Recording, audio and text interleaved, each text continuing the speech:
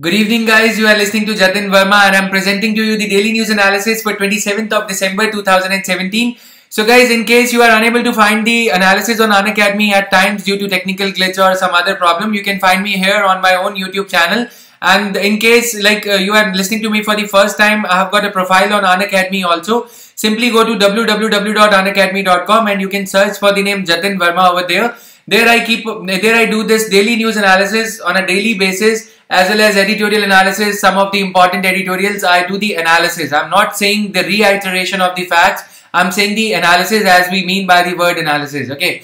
So you can also follow me on Facebook, Jatin Verma 0509. I keep on sharing the PDFs of various books and other important material for UPSC IAS preparation. Right, and you can subscribe to this channel, as I said, YouTube channel, in order to stay updated regarding other interesting videos on Maternity Benefit Act, sometimes other political important issues, current affairs, hot topics. And to get the PDF of this video, you can visit this Telegram channel, Jatin Verma, right? Not the Study Maniac. I did not update this name. So you can search on Telegram. You have to download this Telegram app from Google Play Store, and on Telegram you can search for the name Jatin Verma in order to get the PDF of this video. Right. This is my Facebook profile ID. Now coming to the daily news analysis thing. First news: reveal asset details by January 31st. IAS officers told. So Department of Personnel and Training, the cadre controlling authority of IAS officers, of all the IAS officers posted across states in India. So this is the cadre controlling authority, Ministry of Personnel, Public Grievances and Pensions. Okay. So under that a department is there. So all IAS officers have been asked to submit details of their assets by next month, failing which they would be denied the vigilance clearances needed for promotions and foreign postings. So what happens is, once an IAS officer, suppose he is posted at a state level, and after 5 to 7 years he is to be promoted to the you can say the central level, then vigilance clearance is required from the Central Vigilance Commission. Okay. Now, Central Vigilance Commission in a way clears the name of a particular IAS officer in order for him to be promoted from one level to another. That there is no red entry in his file whatsoever, there is no corruption charge, or there is no any pending vigilance or CBI inquiry against him for having indulged in any kind of corrupt activity. So this vigilance clearance is required, because if the IAS officer under question has been corrupt at the lower level, then what would he do at the higher level, where the scope of corruption or indulging in corruption is much more than the lower level? So that is why this vigilance clearance is required. Now the DOPT has written to all the central government departments, states, union territories, wherever these IAS officers are deputed, asking them to ensure the submission of immovable property returns by IAS officers by January 31, 2018. Right? These are only immovable property. We are not talking about movable properties like cars or gold or any other thing. We are talking about land and flats like these. Okay, a plot of land is there, a flat is there in some building, apartment like Adarsh Housing Society, it was there. Okay, so this kind of thing is to be reported. Now they have to give only the details of the property that they are holding on the date on which they will file this. They will file this reply. Okay, they will file their immovable property return. So whatever they have done between point 1, date 1 and the date on which they are submitting this return, they need not tell the details of those things. Okay, those things will be taken care of in the income tax return. Here we are talking about immovable property return, so as to ascertain whether some IAS officer is not having a property disproportionate to his income. So if his income is suppose 70,000 per month, for the last 5 years he has been earning 70 to 80,000 per month. So if he has got the property in the last 1 year or last 5 years, if he has ascertained the property amounting to 3.5 crore rupees, immovable property, then from where this property has come, this is to be ascertained. If some he's got the property disproportionate to his known sources of income, then vigilance proceedings or CBI proceedings would be launched against him. According to the 2011 order, this order asking of them to file their IPR was issued for the first time in April 2011. Right, officers who did not submit their return on January 18 would be denied vigilance clearance and will not be considered for promotions and empanelment for senior level positions in Government of India. There are at present 5,004 IAS officers working across the country according to DOPT, Department of Personnel and Training. Now, India's first pod taxi on the way. to follow the US safety norms. The much awaited India's first pod taxi project has moved a step closer to reality after high-level panel recommended inviting fresh bids for the same, conforming to the strictest safety standards on the lines of those prescribed by an American body. Now what is happening? What is this PRT? See, this is personal rapid transit. Like we have got, in contrast to your mass rapid transport system like metro. Metro masses are, taken from one place to another. But in this PRT, like we have got lifts in the buildings, or we have got the timber rail, like that is 4 to 5 people. You can say maximum of family size in India, 5 family members or 6 family or 4 family members. They can be made to commit from one place to another through this personal rapid transit system. And here the NHAI, National Highway Authority of India, has been mandated to execute it on Delhi-Gurgaon pilot corridor. 12.3 km is the stretch of this going to be the stretch of this corridor. The 5-member committee set up for technical and safety standards of PRT, Personal Rapid Transit System. A committee recommends issuance of fresh expression of interest incorporating automated people movers, APM standards and specifications, along with other general safety parameters with Niti Aayog recommendations. The ambitious project has been plagued by delays as government think tank Niti Aayog raised some red flags, asking Highways Ministry to direct initial bidders to prepare a 1 kilometer pilot stretch as all the technologies were unproven. So Niti Aayog, they raised some red flags. That is why the project has got, the approval has got delayed in specific words. Now what is PRT? PRT is an advanced public transport using automated electric pod cars to provide a taxi-like demand-responsive feeder and shuttle services for small group of travelers, and is a green mode of uninterrupted journey. Automated people mover standards in US as recommended by the committee for the, now the committee has they've highlighted these standards. They have prescribed these standards to be fulfilled by the bidders intending to apply for expression of interest that will be issued by NHAI. NHAI will ask the people to express their interest in case they want to implement this 4,000 odd crore rupees project. Okay, so this we have copied from the, our committee has taken this these guidelines from American Society of Civil Engineers. Now this pilot project to be taken up on design, build, finance, operate and transfer basis. Okay, this model is in place in London also and elsewhere also. Now we will study for our purpose GS mains paper 3 purpose, we will study DBFOT basis. What is DBFOT? Basis of project financing. There are various bases of project construction or financing. The project financing contract given under PPP model. PPP is the umbrella term. Okay, under that we have got build, own, operate and transport. And here we have got build, other things are build, own and transfer. Okay, build, own, operate and transfer. And the other variant could be pay as you go model. Pay as you go we have discussed in the DNA, and I'm not going to discuss it over here again. Now here we are talking about DBFO. In this model, private party assumes the entire responsibility for design, construction, finance and operate the project for the period of concession. Okay, in this model, private party, like entire responsibility is given to the one bidder only. This is like integrated bidding model. Like what happens in the other forms of contract, some other party, some consultancy firm is giving the design of the project. Okay, now some other party is given the construction of the project. Part of the finance will be approved by the bank depending upon the bank's own calculations. Okay, and operation of the project will be given to another player. So this leads to a kind of lack of coordination. Designing authority will copy the design from USA or from Britain and will ask the Indian agency, Indian constructor, that to implement this project, right? So the construction company that has been shortlisted by, that would be shortlisted by NHAI may not be able to emulate the design which has been copied by the designer from USA. They may not be having the sophisticated technology. And financing problem, again, half of the financing will be provided by the government of India, NHAI, and 25% they will have to, they will have to get it financed from bank. Bank may later on say that we are not satisfied with the calculations. Later on, we may incur non-performing assets that the bidder may not be able to pay up later on. So that is why. Operator would say that he would want to operate the line that has been constructed for 3 years in order for him to recover the amount.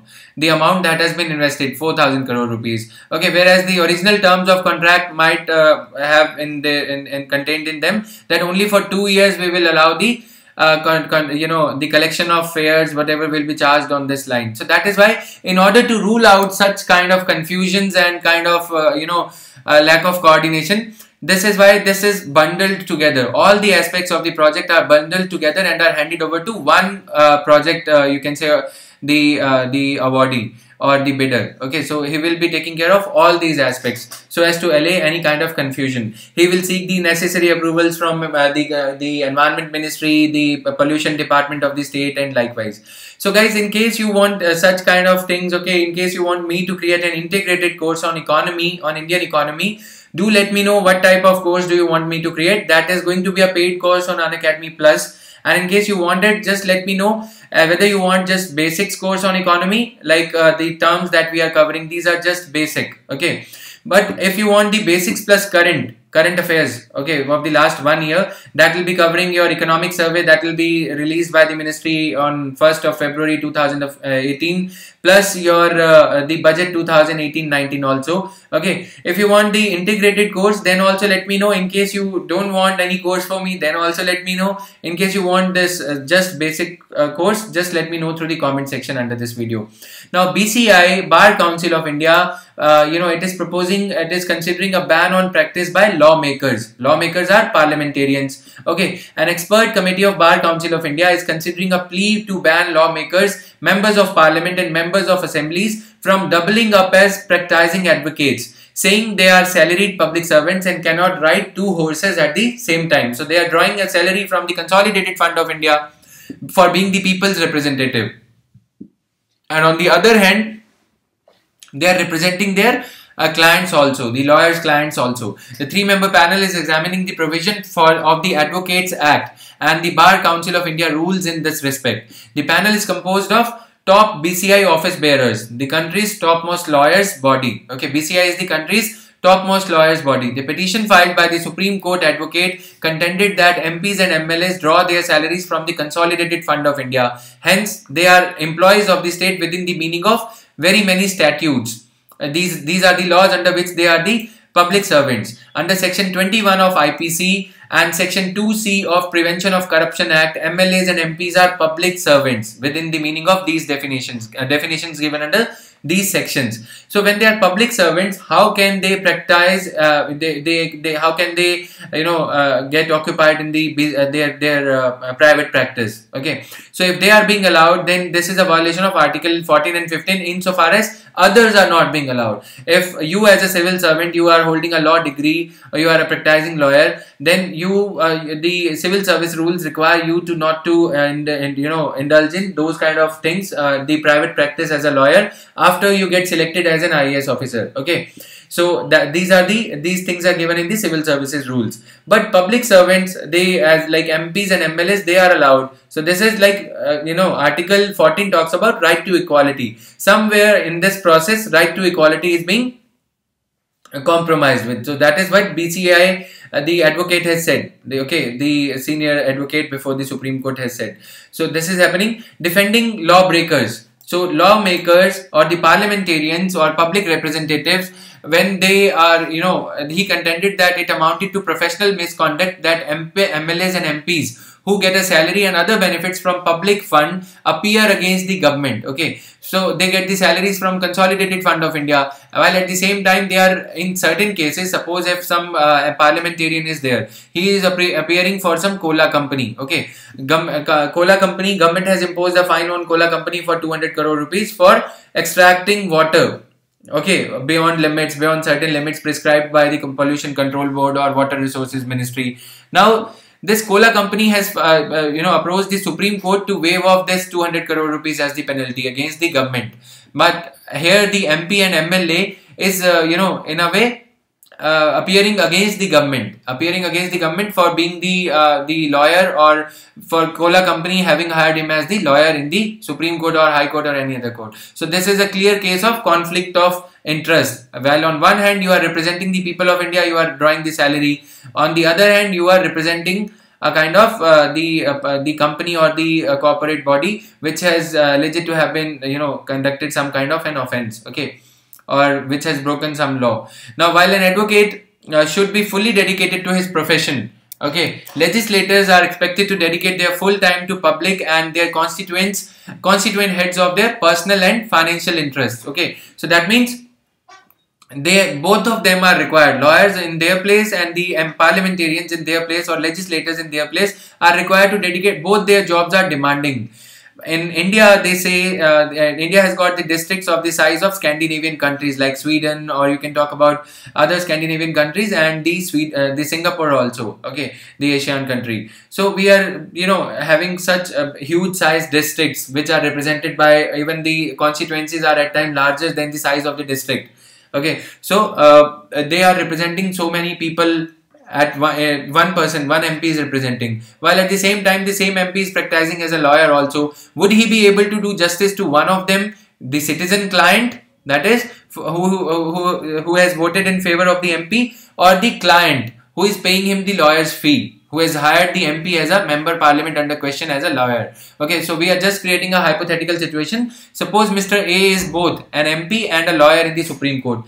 Now, by the virtue of his being a lawyer, he is pleading for, he is appearing in the Supreme Court for Cola Company for under 200 crore rupees case. On the other hand, he is like representing the people of India, or the people of the constituency from where the water has been over extracted. So would he be able to do justice to both his duties? No. That is why this is called conflict of interest. This will come in handy while you are writing any answer on ethics, and do take a note of these provisions under section 21 of IPC and section 2C of Prevention of Corruption Act, these things. Then guys, you can also, while preparing notes, you can jot down these section 21 and other things we have talked about in the same clipping, in the same on the same page, when you will write, where you will write about these things like asset details of IAS officers are required. So this is like to ensure probity in governance. Okay, we are trying to ensure the probity in governance, the transparency in the governance of the country or in the administration by IAS officers, so that all their property details are with the government of India, and it could be ensured that they are not having assets beyond their disproportionate to their known sources of income. So all these acts and these things are related. These section 21 of IPC and section 2, they define public servants. These definition you can take a note of for GS Mains paper 2 and GS Mains paper 4. And already I am taking up all these things in a detailed manner in my Polity and Governance course on Unacademy Plus. Simply visit plus.unacademy.com in order to get the details, and that course is around 19,000 rupees, but I'll be doing the justice to that course. You can at least try visiting the website. Okay, GST collection goes down again. GST collection. Now, one of the news clippings, it read something like girlfriends silly tantrums. Okay, sometimes GST collections, they are increasing. Okay, and sometimes they are decreasing, like the mood swings. Okay, of whom you understand. So collection of November fell further to 80,808 crore. For rupees 83,346 crore in October. The total collection under GST for November has been 80,000. Okay, these are just numbers only. So of the 80,008 crore in November, 13,000 crore is under the central GST and these things. But why is it happening? Why the GST is in a way, collections are taking a zigzag pattern. Sometimes they are increasing, sometimes decreasing. Why? First, the reduction in the rate brought about in the GST tax rate structure in the GST regime in October 2017. Okay, and second, the utilization of the credit. So, whatever tax was paid by the manufacturers after the implementation of GST on July 1, some of it is like in a way being adjusted for the payment of the taxes in the subsequent months, in the months of November, by virtue of input tax credit. Okay, so whatever inputs they had used in the month of July, they had paid a tax on them, and now they are entitled to withdraw that tax, to utilize that tax credit that is already credited to their account, because they exported those goods. Okay, they are entitled to a duty drawback. Whatever, in a way, they are entitled to the tax withdrawal on the raw material that they have used. in the process of manufacturing of final goods. So that is why they are claiming the tax that they had already paid. That is why the tax collection in 1 month it increases and in the next month it decreases. This is going to continue insofar as impact of input tax credit is going to be adjusted. It is to be adjusted every subsequent month or every subsequent quarter. So that's why. Other points to more systemic. Critics are pointing to systemic problems in the GST implementation, highlighting that GST Council had deferred the filing of GST return and GST 3R forms, and filers were wary of GST network portal. So negative message. The critics say that it is the extensions granted by the government have caused a kind of negative message in the minds of genuine or law-abiding taxpayers that due to technical glitches, the GST network is not ready to keep a check on faulty taxpayers. Somebody is paying the rightful amount of tax they are required to pay, and somebody is in a way taking the advantage of glitches in the GST network. So this is there.